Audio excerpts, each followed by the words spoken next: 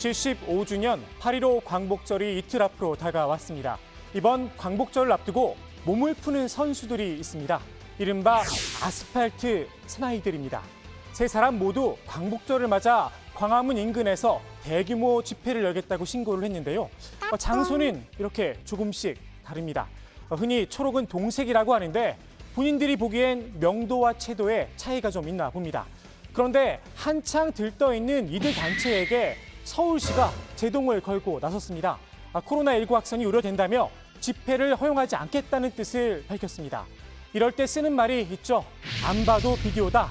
보수단체들 일제히 반발하고 나섰습니다. 헌법에 보장된 자유를 제한하는 일이라고 날을 세웠습니다. 이 집회와 정치 결사 자유는 이것은 헌법 21조에 보장된 것이므로 신고 사항의 대상도 될 수 없다. 방역 수칙을 철저히 지켜 예정대로 집회를 진행하겠다.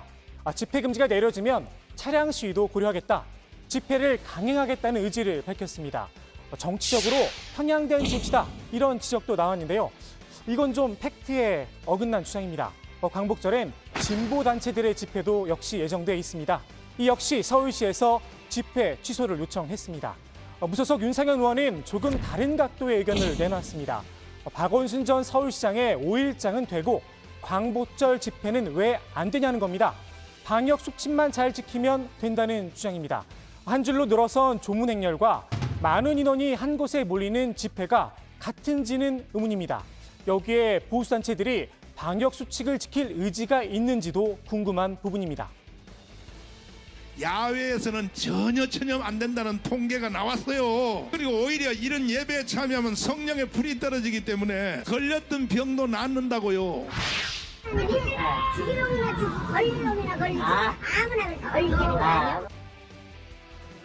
보수단체들의 집회 강행에 서울시도 쉽게 물러서진 않을 듯합니다. 서울시가 오늘 오전 집회 금지 명령을 내렸습니다. 경찰은 벌써부터 양측이 물리적 충돌을 빚을까 긴장하는 모습입니다. 공무집행을 방해하는 행위에 대해선 엄정하게 대처하겠다 이런 입장을 밝혔습니다. 광화문 일대에 전운이 감돌고 있는 가운데 미래통합당은 강 건너 불구경입니다.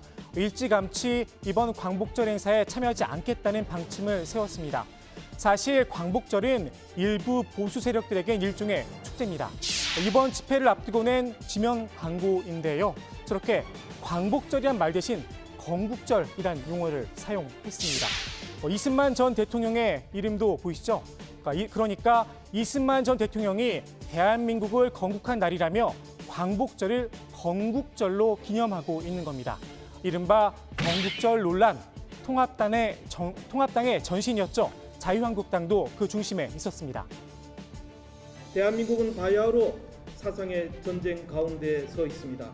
이 땅에 자유의 가치를 처음 뿌리내린 이승만 대통령의 업적을 세계사적 관점에서 제대로 재평가하고 기리는 일이야말로 대한민국의 성공의 역사를 지켜내는 첫걸음이라 감히 말씀드립니다. 그래서인지 지난해 광복절 집회가 끝난 뒤엔 이런 논평까지 냈었습니다. 10만여 명이 넘게 운집한 대규모 보수단체의 범국민 대회는 KBS, MBC, SBS 등 지상파 언론을 비롯해서 종편 이런 주요 언론에서 사라진 반면에 규모가 훨씬 적은 작은 친정부 집회는 모든 방송에서 집중 보도되었습니다. 이것이 공정한 보도이고 공정한 언론입니까? 당시 뉴스룸에선 보수단체 집회도 보도를 했습니다. 그런데 쏟아진 말들이 이런 수준이었습니다. 만일이 예쁘십니까? 여러분 만일이 예쁘십니까? 미국과 일본은 우리의 친구. 지금 저 차를 전부 빨갱이가 다 채웠습니다. 빨갱이랑 불러내라! 문재인이 불러내라! 없는 박근혜 대통령을 구출하자!